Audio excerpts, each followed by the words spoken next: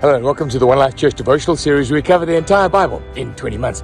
Well, today's chapters are Titus 1. We start a new book and we at Psalm 114. Now, I'm at the Marisburg Golf Club.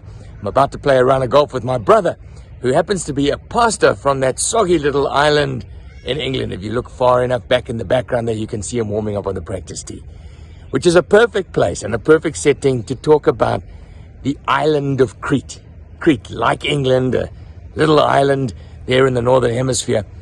But it was well known back in those days for being a home of really dodgy people. There were a lot of mercenaries there who hired themselves out for any war escapade that would pay the most. There was a lot of sexual immorality. And actually the word in the Greek for liar was kretizo, which means they were deemed to be liars and scoundrels. Anyway, churches have been planted there. We think they were like house churches. And some local Jewish leaders had crept in and had become corrupting the church. So when Paul writes to Titus, Titus was a Greek himself. He sent him to Crete, onto this little island. My brother's on the island of England, but he was sent to Crete, onto this island. And he was given two tasks. First task was to rebuke those who were talking nonsense and to deal with the heretics. That's what Titus was tasked to do, to go amongst the churches and call them out for their heresy, because they were Jewish guys and they were calling for circumcision. They were including myths in the gospel. There was a syncretism happening there, and Paul said to Timothy, go and straighten that out. And in addition to that, set elders in place, ordain elders, because when there's godly government, then the church is protected against heretics like that. And so he says, this is what an elder should be. Shouldn't be a liar. Should be honest. Should be a man of integrity. Don't worry too much about his gifting, how he preaches, how he pastors. That isn't the main issue. The main issue is he's got to be a man of integrity, got to be a man after God's own heart. And so he says, set elders in place in the churches.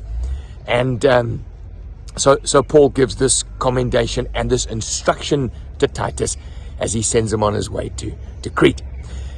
Now, Psalm 114 is one of the collection of psalms that was sung at the Passover. Remember, we dealt with the first one yesterday. And we think Jesus sang these psalms before he went to the cross. Now, this particular one is short and it's glorious. It talks about God's deliverance through the Red Sea, through the river of Jordan. It talks about God's deliverance out of Egypt into the promised land. A beautiful way to worship God. Now, I suppose our application for the deliverance that God gave the Israelites was that, one, he brought Jesus through the Israelites, which is fantastic, but also these were pictures. As you go through the waters of baptism, as you go leave Egypt behind you, as you get delivered and given your inheritance in God, these are pictures of what God intends for the church. He intends her to be free. He intends her to have an inheritance. He intends her to have her sins washed away. He intends to be their God, to be their King, to be the one who leads them triumphantly. And so I trust as you go through these chapters today, God speaks to you and gives you application for your personal life. I better get onto the golf course and go and show that little Englishman how to play golf.